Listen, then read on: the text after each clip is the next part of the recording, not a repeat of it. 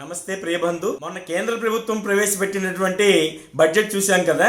ఆ బడ్జెట్ లోని మన దేశం యొక్క అభివృద్ధి కొరకు రాబోయే తరాలకు కూడా మేలు చేసే బడ్జెట్ గా మనం చూసాం. పశ్చిమ బెంగాల్లో టీఎంసీ గవర్నమెంట్ బడ్జెట్ ప్రవేశపెట్టింది. ఆ బడ్జెట్ తుష్టీకరణానికి పరాకాష్ఠని మనం చెప్పుకోవచ్చు. ఈ బడ్జెట్ ఎలా ఉందంటే ఎలాగా ఆ రాష్ట్రానికి ఒక లోతైన ఊపిలోకి తీసుకెళ్తుంది అనేది మనం ఇప్పుడు చూద్దాం. చాలా విపరీతమైన ఎప్పీజ్మెంట్ పాలిటిక్స్ కి దారి తీసేదని చెప్పుకోవచ్చు. మనం ఒక వర్గానికి మాత్రమే సంతృప్తి పరిచేలాగా ఉండే ఇది ఒక బయస్డ్ బడ్జెట్ అని చెప్పుకోవచ్చు. మనం ఇటువంటి బడ్జెట్ దేశానికి ఎంత భయానకమో ఇప్పుడు మనం చూద్దాం. మైనారిటీ అఫైర్స్ కి, మౌల్వీలకి, మదర్సాలకు 5713 crores రూపీస్ కేటాయించడం జరిగింది. ఇండస్ట్రీస్ కి, కామర్స్ కి మాత్రం 1400 కోట్లు మాత్రమే కేటాయించడం జరిగింది. సైన్స్ కి, రీసెర్చ్ కి మాత్రం 82 కోట్ల రూపాయలు. ఏ పశ్చిమ బెంగాల్ భూమిలో అయితే సైంటిస్టులు పుట్టారో, సత్యేంద్రనాథ్ బోస్ గారు, జగదీష్ చంద్ర బోస్ గారు, అమల్ కుమార్ నాయక్ చౌదరి గారు ఈ భూమిలో పుట్టారు. ఏ భూమిలో అయితే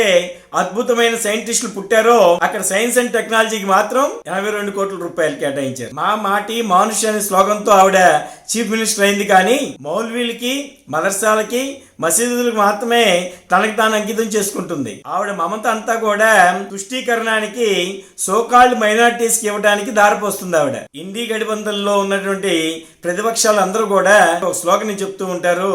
అదేమిటంటే జితనా ఆబాదీ ఉతనా హక్, అంటే ఎంతమంది పాపులేషన్ దానికి తగినట్టు హక్కు అని వాళ్ళ స్లోగన్ ఉంటుంది. నీ స్ట్రాంగ్ ఓట్ బ్యాంక్ ఎవరైతే అనుకుంటున్నావో వాళ్ళు 30% ఉన్నారు కదా, మరి ఇంత ఎలా కేటాయించావు వాళ్ళకి?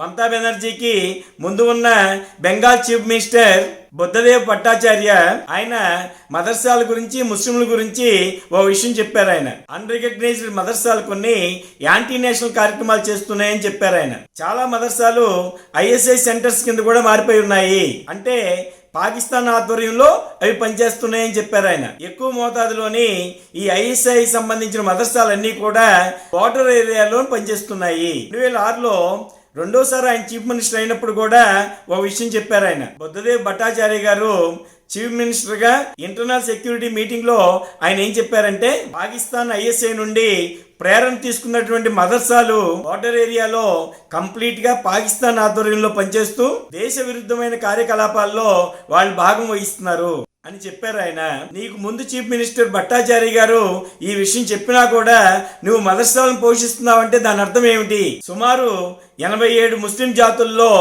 78 ముస్లిం జాతుల్ని రాజ్యాంగ విరుద్ధంగా ఓబీసీల్లో కలిపావు. నువ్వు ముందు నీ మమత వాళ్ళందరినీ ఓబీసీలో కలపడానికి దారిపోసావు. ఇప్పుడు ఫైనాన్షియల్ గా నీ మమతని వాళ్ళకి దారిపోస్తున్నావు. ఈ మసీదుల్లో ఆజాన్ పలికే వాళ్ళకి ఎటువంటి రెసిడెన్షియల్ ప్రూఫ్ లేకుండా జీతాలు కేటాయించారు. తమిళనాడు నుండి వెస్ట్ బెంగాల్ వరకు ఇండి గడిబందుల్లో ఉన్నటువంటి ప్రతిపక్షాలందరూ కూడా ఈ విధంగానే ప్రూఫ్స్ లేకుండా జీతాలు కేటాయిస్తున్నారు. ఇది పలానా పార్టీ చేసింది, ప్రతిపక్షాలు చేసింది అని చెప్పేసి మనం అనుకోకూడదు. ఈ మైనార్టీలు అని చెప్పేసి ఎవరినైతే అంటున్నామో వాళ్ళ లోపల ఉన్న యూనిటీని మనం గుర్తించాలి. ఇక్కడ 30% ఉన్నటువంటి ఈ సోకాల్డ్ మైనార్టీస్ గవర్నమెంట్లని, చీఫ్ మినిస్టర్లు కూడా డెవలప్మెంట్ కన్నా వాళ్ళ వైపు లొంగే విధంగా వాళ్ళకి లాభాలు చేకూరేలాగా వంచేలాగా చేస్తున్నారు వీళ్ళు. వాళ్ళ యొక్క యూనిటీని మనం గుర్తించాలి. ఇక్కడ ఆ యూనిటీకి మనం జోహార్ చెప్పాలి. వాళ్ళ ఐక్యం వలన రాజ్యాంగంలో సెక్యులర్ అనే పేరుతో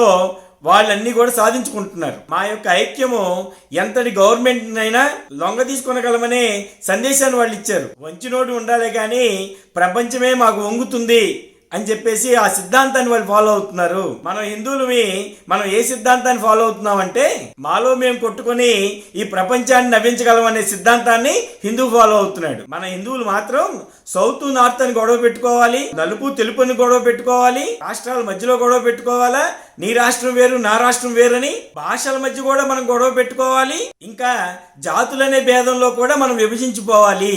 ఈ ఎన్ని కారణాలు పెట్టుకుని మనలో మనం కొట్టుకోవాలా, ప్రపంచాన్ని నవ్వించాలా అనే సిద్ధాంతాన్ని మనం ఫాలో అవుతున్నాం. అమ్మ మట్టి మనిషి అనే స్లోగన్ తో నీవు పదవిలోకి వచ్చావు కదా, మా మాటి మానుష్ అని మాకెందుకు అన్యాయం చేశావు? మౌల్వీ, ముజ్జిన్ మదర్సాలకు 5700 కోట్లు ఎలా కేటాయించావు అనేది ఆ రాష్ట్ర ప్రజలు మాత్రమే ఆవిడ ప్రశ్నించగలరు. మన హిందువులు ఇప్పటికైనా కళ్ళు తెరిచి 1000 సంవత్సరాలుగా ఎందుకు ఈ పరిస్థితుల్లో ఉన్నాము, మనం ఓటేసి గెలిపించిన ప్రతి పొలిటీషియన్ మనకెందుకు భేదం చేసి మనల్ని పట్టించుకోవట్లేదు, దానికి కారణం మనం కాదా? ఆలోచన చేయండి. జై హింద్.